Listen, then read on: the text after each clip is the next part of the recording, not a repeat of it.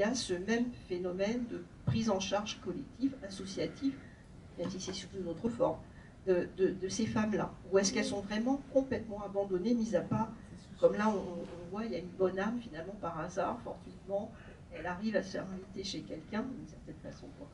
Mais on a l'impression qu'elles sont abandonnées. Donc est-ce qu'en fait, aujourd'hui, là, donc en 2020, il existe une prise en charge de cette détresse? Absolument, c'est une question très importante. Il y a depuis, je dirais, 3 décennies, ça a commencé avec Aïcha Chena, qui est une femme véritablement admirable, qui a commencé la première association qui s'appelle Solidarité Féminine, justement, qui prend en charge ces femmes-là et qui les aide à garder leurs enfants, à se réintégrer socialement, à trouver un travail, à devenir indépendantes en leur apprenant aussi des métiers comme la coiffure, la cuisine, etc. etc., etc. Ceci dit, ça ne veut pas dire pour autant que ces femmes-là vont pouvoir revenir dans une société qui va les accepter. En même temps, si ces associations n'existaient pas, c'est sûr qu'il y aurait des centaines de femmes, en plus de toutes celles qui existent aujourd'hui, qui seraient aussi dans les rues. Les associations font un travail remarquable. Mais ce n'est pas suffisant. Ce n'est pas suffisant parce que le nombre de mères célibataires au Maroc est énorme. Le nombre d'enfants abandonnés est plus ou moins de 50 000 par an. Donc c'est immense. Du coup, combien d'associations est-ce qu'il faudrait pour pouvoir venir en aide à toutes ces mamans et à tous ces enfants? Voilà, c'est la triste réalité. Heureusement que ces associations existent, mais ce n'est pas suffisant. Justement, il faut que la société prennent conscience de ça et que les mentalités changent et que ces femmes puissent avoir véritablement une place dans la société, malgré le fait qu'elles soient enceintes hors mariage, que leurs enfants puissent avoir un avenir possible. Et tous ces changements-là ne viendront qu'avec un changement des mentalités. Parce que les lois changent, mais elles changent très lentement. Et c'est que le changement des mentalités, le changement des regards qui pourra réellement faire avancer les choses, à mon avis.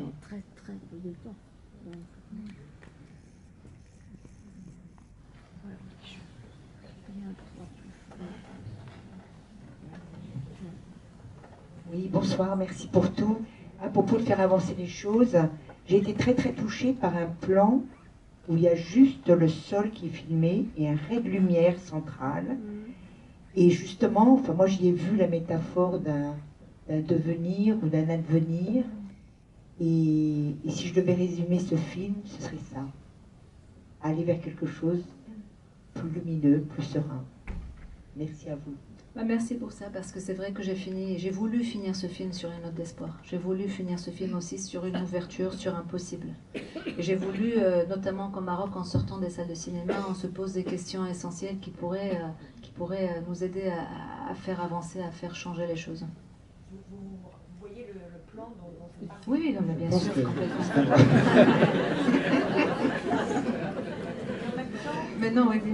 En même temps, c'était un plan lumineux, c'était un ray de lumière centrale, et l'effet, la perspective faisait qu'il y avait comme un effet de croix, comme un effet un peu christique, et c'était très surprenant. Si, c'est vrai qu'il y a des images un peu christiques dans le film aussi. Moi, j'imagine qu'après un coup d'essai comme ça, tu ne vas pas arrêter là. Tu vas en préparer un deuxième. J'ai déjà commencé à écrire à mon insu, en réalité, je n'ai même pas réfléchi. Je me suis retrouvée à écrire un jour à 4h du matin et ça continue. Et en fait, là aussi, il y a le film de Nabil Ayouch qui est terminé, de nouveau, et qui sortira bientôt, qui passera son nom par Cannes, je pense. Il n'y a pas de titre encore, c'est sur le hip-hop, donc on a appris ça tout à l'heure. Dernière question, est-ce qu'il y a des hommes qui prennent position au Maroc? Il y a beaucoup d'hommes qui prennent position au Maroc. Il y a des hommes très bien au Maroc, justement, aussi, qui défendent les femmes et qui défendent l'égalité homme-femme et qui font entendre leur voix et qui ont envie de faire avancer les choses et qui accompagnent les femmes aussi dans ce mouvement-là de résistance, de changement. Oui, bien sûr qu'il y a des hommes, et heureusement. je parlais du Maghreb, tu en parlais tout à l'heure, il y a un autre film, vous avez la bande-annonce tout à l'heure, Un vivant à Tunis, que je vous conseille de voir. C'est un film très lumineux, une comédie sur la psychanalyse à Tunis. Donc voilà, je vous conseille de voir. Merci Mariam. Merci à Vitam, c'est en tout petit, le petit logo rouge là. C'est le distributeur, merci Mathilde, je ne sais pas où elle est. Merci, c'est grâce à elle que Mariam était parmi nous ce soir. Et le film sort le 30 février, donc conseillez-le. Merci beaucoup.